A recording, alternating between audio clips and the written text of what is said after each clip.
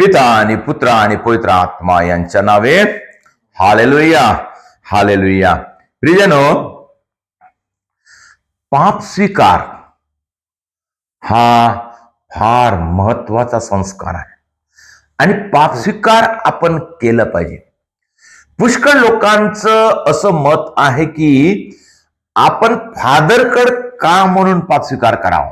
प्रियजनो, आणि ते काय म्हणतात, आपण सरळ सरळ देवाकडे आपण पाप स्वीकार करतो। प्रियजनो, येशूने हा पाप स्वीकाराचा संस्कार स्थापित केलेला आहे। जेव्हा येशूचे पुनरुत्थान झाले, येशूच्या पुनरुत्थानानंतर येशूने शिष्यांना दर्शन दिले। आम्ही योहानाचे शुभवर्तमान अध्याय 20 पवित्र वचन 19 पासून आपण अशा प्रकारे वाचतो। त्याच दिवशी म्हणजे आठवड्याच्या पहिल्या दिवशी संध्याकाळी जेथे शिष्य होते तेथील दारे यहुद्यांच्या भीतीमुळे बंद असताना येशू आला व मध्ये उभा राहून म्हणाला, तुम्हास शांती असो।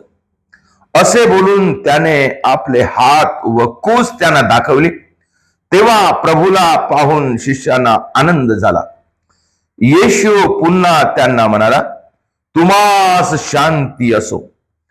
जसे पित्याने मला पाठवले तसे मीही तुम्हाला पाठवितो। असे बोलून त्याने त्याच्यावर फुंकर टाकला आणि त्यांना म्हटले, पवित्र आत्म्याचा स्वीकार करा। ज्या कोणाच्या पापाची तुम्ही क्षमा करिता त्यांची क्षमा झाली आहे, आणि ज्या कोणाची तुम्ही तशीच ठेवता ती तशीच ठेवली आहेत। प्रियजनो, ज्या कोणाच्या पापाची तुम्ही क्षमा करता त्याची क्षमा झालेली आहे, आणि ज्या कोणाच्या पापाची तुम्ही तशीच ठेवता तशीच राहिली। प्रियजनो, हा अधिकार येशूने शिष्यांना दिला। आणि येशू काय म्हणत आहे? येशू म्हणत आहे, ज्याप्रमाणे मला पित्यापासून अधिकार मिळालेला आहे, पित्याने मला पाठवलेला आहे, तो त्याप्रमाणे मी तुम्हाला पाठवत आहोत। प्रियजनो, मत्तयाचे शुभवर्तमान अध्याय 28 ओवी 18 मध्ये आम्ही वाचतो, प्रभू म्हणत आहे, मला स्वर्ग आणि पृथ्वीवर सर्व अधिकार मला देण्यात आलेला आहे, आणि म्हणून मी तुम्हाला पाठवता। अशा प्रकारे म्हणून प्रभू येशू या शिष्यांना परमेश्वरापासून येशूला मिळालेला अधिकार शिष्यांना देत आहे। दुसऱ्या कोणाला दिले नाही, 12 शिष्यांना दिलेला आहे। येशूने सुवार्ता पुष्कळ लोकांमध्ये केली, पुष्कळ अनेक लोकांमध्ये त्यांनी चमत्कार केले, त्यांना संदेश दिला, परंतु 12 लोकांना फक्त निवडले येशूने। शेवटच्या भोजनाच्या दिवशी माता मरिया आणि 12 शिष्य होते, आणि त्यांच्या समक्ष येशूने शेवटचं भोजन घेतलं आणि भाकर घेऊन ते मोडली, आणि भाकर घेऊन मोडून म्हटलं का, हे माझे शरीर आहे, तुमच्या पापाच्या क्षमेसाठी मोडले जात आहे। प्याला घेऊन म्हटलं, हे माझे रक्त आहे, तुमच्या पापाच्या क्षमेसाठी ओतले जात आहे, हे तुम्ही माझ्या स्मरणार्थ करा। अशा प्रकारे कोणाला दिला अधिकार? शिष्यांना दिला। शिष्यांना पाप स्वीकार करण्याचा अधिकार दिला, शिष्यांना पवित्र मिस्सा बलिदान चढवण्याचा अधिकार दिला, आणि त्या अधिकाराला प्राप्त करून शिष्य लोक जगामध्ये येशूची सुवार्ता गाजवू लागले, आणि त्यांनी सुद्धा आम्हा सर्वाला शिकवलं। आणि त्या शिष्याचे प्रतीक किंवा त्या सक्सेसर कोण आहेत? फादर लोक आहेत, पुरोहित आहेत। आणि म्हणून फादर लोकांना येशूने निवडलेले आहे, पुरोहिताला येशूने निवडलेले आहे, आणि म्हणून त्यांच्याद्वारे त्यांना ऑर्डिनेशनच्या वेळेस त्यांना सामर्थ्य दिलेलं आहे, अभिषेक दिलेला आहे, आणि अधिकार दिलेला आहे, आणि त्याच्याद्वारे आजही त्या अधिकाराने, फादरच्या अधिकाराने नाही, ज्याप्रमाणे येशूने म्हटले का मला पित्यापासून अधिकार मिळाला, त्या अधिकाराने येशूने शिष्यांना अधिकार दिला, शिष्याने शिष्यापासून पुरोहिताला अधिकार मिळाला, त्या अधिकाराने म्हणजे परमेश्वराच्या अधिकाराने पुरोहित आज आमच्या पापाची क्षमा करतो. म्हणून पुरोहिताकडे पाप स्वीकार करणे फार गरजेचं आहे.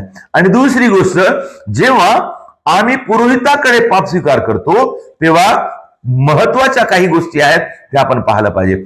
जेव्हा आपण पुरोहिताकडे पाप स्वीकार करतो तेव्हा आम्ही स्पष्टपणे आम्ही काय केलं ते बोललं पाहिजे.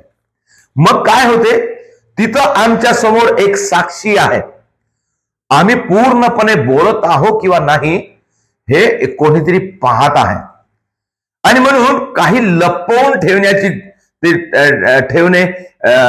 नाही आहे, काही लपवून ठेवायचं नाही आहे. जे काही मी पाप केलं ते स्पष्टपणे सांगणे आहे. आणि त्याच्यावर काय होते, आम्हाला मार्गदर्शन मिळते. आपण जेव्हा परमेश्वराकडे सरळ प्रार्थना करतो तेव्हा, सरळ पाप स्वीकार करतो तेव्हा आम्हाला परमेश्वर स्वतः येऊन मार्गदर्शन करणार नाही, तर परमेश्वर पाप स्वीकारामध्ये फादरजीच्या मध्यस्थीने आम्हाला मार्गदर्शन करणार आणि आम्हाला समजावून सांगणार की असं करू नको, असं केल्याने असं होते, असं केल्याने हे होते. अशा प्रकारे आम्हाला मार्गदर्शन मिळणार. आणि त्याच्यानंतर परमेश्वराचा आशीर्वाद फादरद्वारे आम्हाला मिळणार. कोणता आशीर्वाद? पाप क्षमेचा आशीर्वाद. पाप क्षमेचा आशीर्वाद. आणि तो आशीर्वाद फार महत्वाचा आहे. आणि त्याच्यानंतर आपण हे लक्षात ठेवायची गरज नाही की फादर कोणाला ते सांगणार. फादर कोणाला सांगणारच नाही. फादरला आठवण राहणार नाही आणि फादर कोणाला सांगणार नाही, तोंड उघडणार नाही. कारण त्यांना एक मोठी जबाबदारी आहे की कोणाचेही पाप कोणाला त्यांना सांगता येत नाही आणि ते सांगणारच नाही. आणि म्हणून आपण कॉन्फिडेंटली आपण आपले पाप सांगितलं पाहिजे.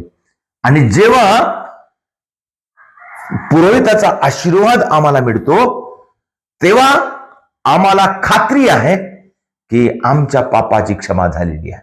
आणि आम्ही विश्वास ठेवलाच पाहिजे की पुरोहिताद्वारे जेव्हा माझ्या पापाची क्षमाचा आशीर्वाद मला मिळाला म्हणजे पाप पूर्ण क्षमा झालेला आहे.